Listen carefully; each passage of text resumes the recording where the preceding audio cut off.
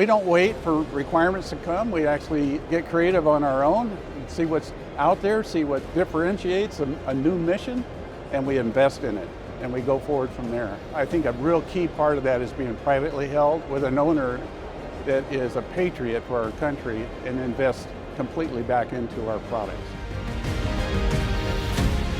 General Atomics has invested in 27 different variants of unmanned systems. The $1 billion that we've invested in MQ-9 Bravo, designing that aircraft basically to manned aircraft standards. So fatigue and damage tolerant airframe, complete weather capability with lightning strike, flight and known icing systems. This allows this airplane in the future to file and fly with a sense and avoid system that looks through clouds. It's way better than a pilot looking through a windscreen, and that's combined with ADS-B and TCAS-2 for a complete collision avoidance system that's unmanned. So it's unprecedented out there. To date, 14 customers and counting.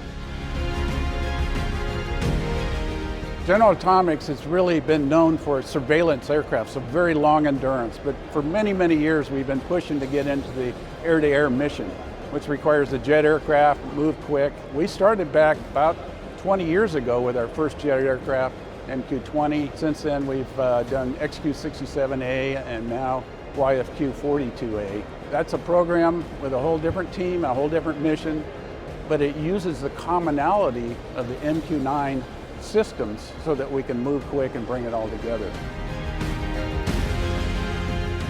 We maintain our cutting edge capabilities, cost effectiveness by running our production lines like a commercial company. Being privately held, we invest into the product line before orders, so that's an investment that the company makes, betting that the products will be sold and the contracts will come. And that allows our workers to stay on a learning curve, keep it very efficient and cost effective with fast deliveries, and it's all done through internal investment. Hybrid electric propulsion, and we're going to put that into a flying wing low observable aircraft.